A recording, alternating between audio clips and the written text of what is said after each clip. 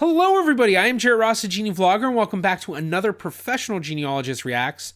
On today's video, I will be reacting to my surprising DNA results. I'm what?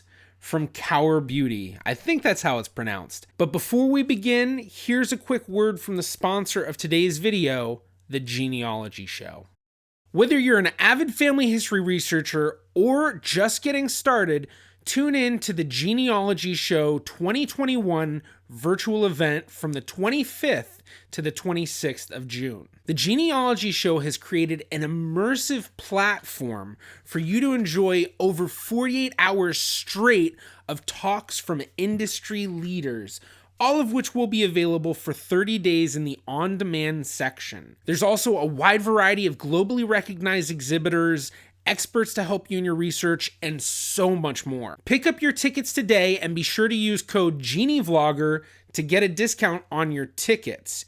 You can get more information at www.thegenealogyshowlive.com or go down into the details for links and more information. I'm not familiar with this channel. I don't watch a whole lot of beauty channels. I decided to choose this video actually because I've been getting a lot of requests for Southwestern Asian and South Asian DNA results.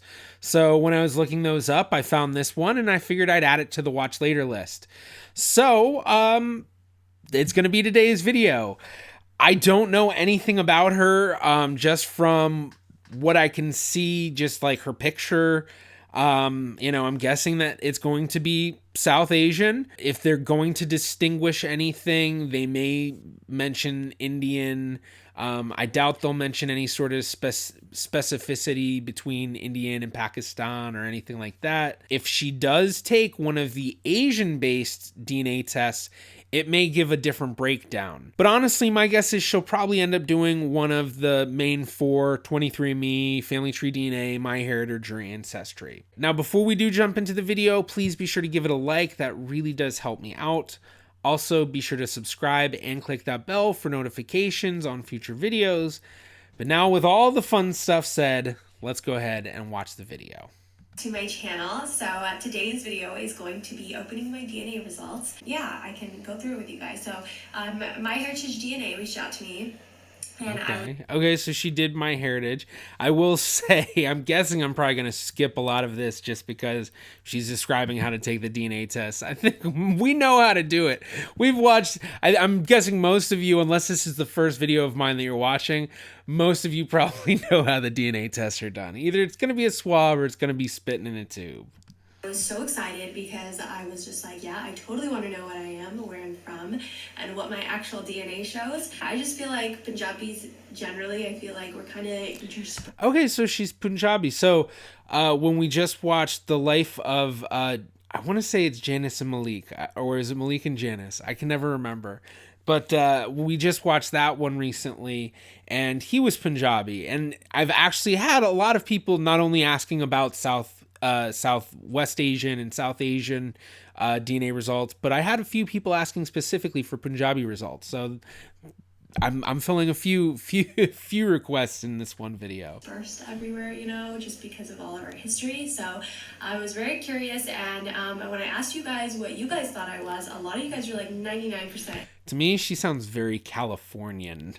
She has that Californian accent, which I can make fun of because I was born in California. I was born in LA. South Asian. So I'm really intrigued to see if that's true, because I actually thought it would be just more mixed based off history and just the amount of like. Is she actually in California? If she is, actually comment down below. I'm kind of curious. I'll probably look into it after I finish watching the video. I don't know, genetic mixing going on in the world. That sounds horrible. Anyways, but yeah, since I lost the footage of me sending in the kit, which I'm so bummed about because I sat down with Herman and did that part, I'm just going to explain to you guys how it works. So pretty much what MyHeritage DNA is, it's a huge global DNA service with one of the biggest databases in the world, and I mean, out of it, it's definitely within the top 4, I imagine, maybe top 5. Because I guess GEDmatch might be bigger than some, but yeah, if she's considering it that. The biggest is Ancestry, second biggest is 23andMe, and then then it's either Family Tree DNA and then MyHeritage, or it's MyHeritage and then Family Tree DNA, but I'm not 100% sure. Family Tree DNA has been around the longest. They've been doing direct-to-consumer DNA tests longer than anybody, for genealogical purposes, that is, at least. It is super easy to take the test and do the kit. You don't need any blood, any weird bodily fluids. All you need is just a cheek swab. And they send you all of this, which I... Yes, MyHeritage, cheek swab, Family Tree, cheek swab, Ancestry, and 23andMe. Spit in it too. So frustrated that I don't have the box to show you guys. I'm so excited. All right. Okay, so the DNA results are going to include my ethnicity estimate, which is the percentage breakdown of my ethnic origins from 42 different ethnicities, and my DNA matches, so people who are likely to be my relatives. Yeah, go into the matches. Between their DNA and mine, which is going to be really interesting. I don't know how that's going to go. Okay, I am 57.9% South Asian. Okay, so 57.9%. 15.8% West Asian. Okay. 9% Central Asian. This is such an interesting intro. Oh, interesting. And 6.6% Irish. 6.6%. Okay, so 6.6% would be the equivalent of about a second great grandparent. But because of the British being in India, there are a lot of people of Indian descent who have British ancestry, and there are a lot of people of British ancestry, or of British descent, who have Indian ancestry. So like Richard Bronson, who owns Virgin, he has Indian ancestry, and I'm pretty sure it was in Finding Your Roots that he learned about his Indian ancestry. And I think there was another famous person from Britain who found out they had Indian ancestry as well. So, but for her, if she does her family tree at 6.6%, she'll probably find a second great grandparent who was British. And that's something that's fairly possible, depending on where she's from. I don't know Southwest Asian genealogy that well. I don't know what records are available. But, tracing up to a second great grandparent can be possible just through oral history, because if her grandparents are around, that second great grandparent are her grandparents' grandparents. So the grandparents may know, oh, well, yeah, I had a grandfather who was British or something like that, Interesting. Three more ethnicities. 10.7%, 3 more ethnicities that kind of look European. Okay. All right, so let's go through this, guys, because show it on the screen. I need more than that. Show the full. Yes. 50. Okay, look at that. All right. So, with her European coming to a total of 17.3%, 8.7% East European, 8.6% North and West Europe.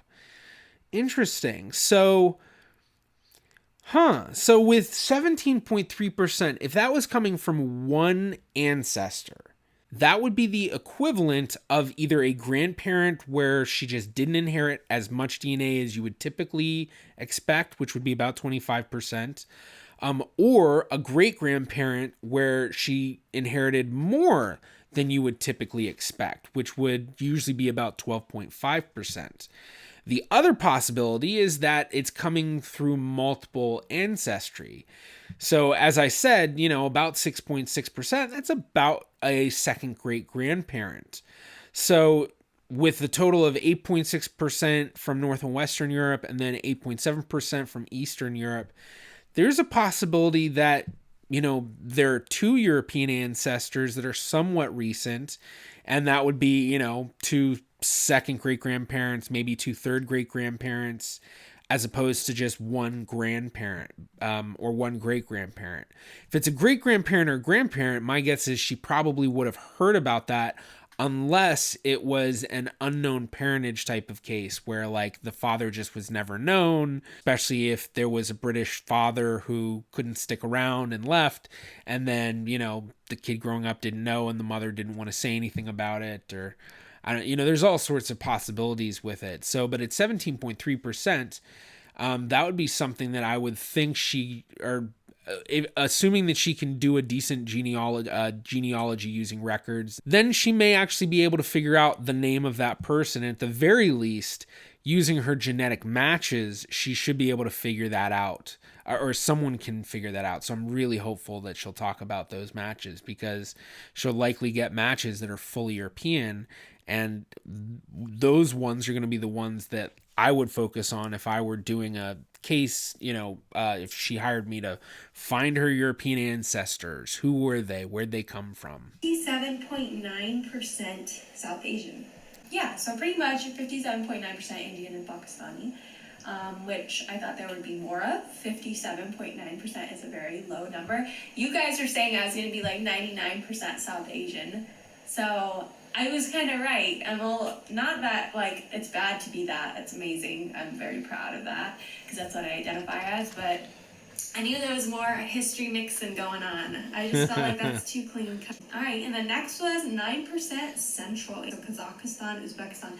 I mentioned these countries and y'all were like, nah, girl, you're not going to be that. But I knew there was more mixing in the world. I knew it wasn't that clean cut. Next, we have 17.3% European.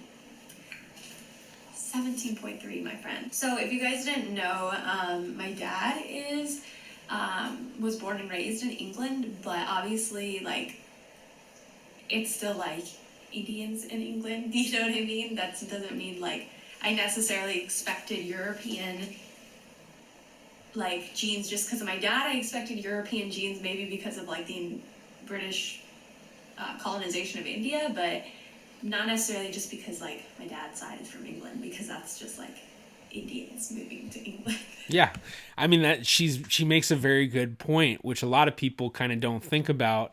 They think, well, I had an ancestor who lived in Germany, so I should get German. Well, just because they live there doesn't mean that they absorb the genes of that area. So, like she's saying, Indian people who moved to England, so she wouldn't expect to have an English DNA because they're just Indians in England. So from what she's saying, it sounds like she has no clue who this European ancestor was, but being that she has such a large percentage, it could be from recent ancestors.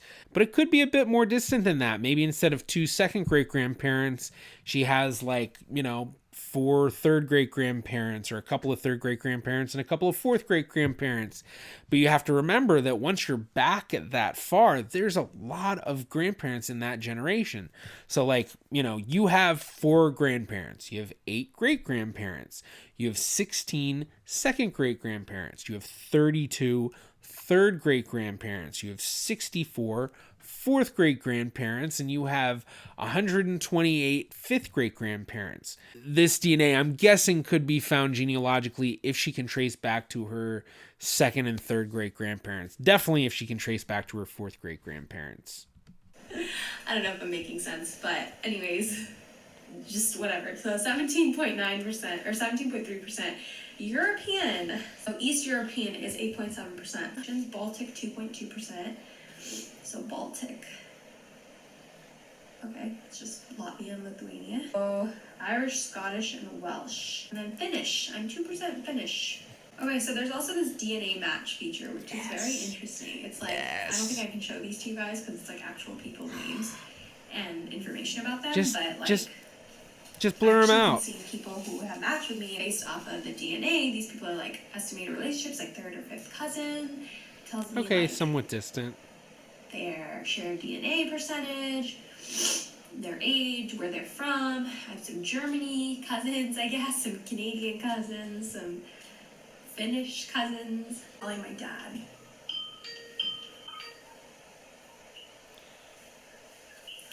Hello, Father. How are you doing? I wanted to share my DNA results with you. Oh my God, are you Asian? Okay, so listen.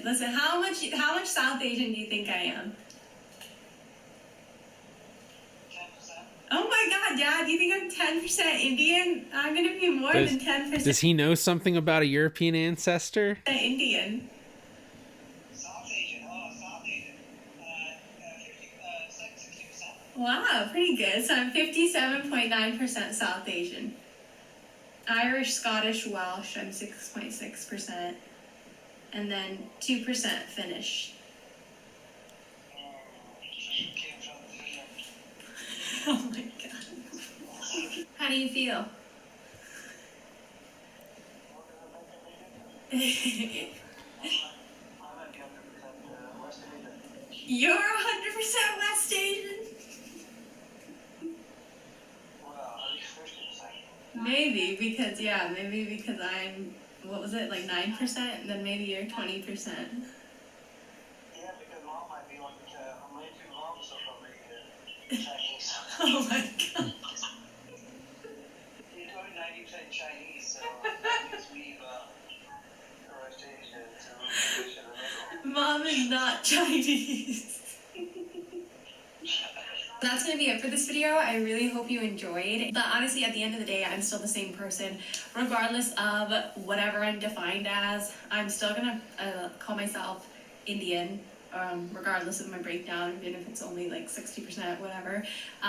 Yeah, I just don't think that defines you, but it's really fun to know. So yeah, if you guys want to check it out, check out the link down below to get free shipping off your MyHeritage kit, and make sure you check out MyHeritage, and I'll leave some links down below.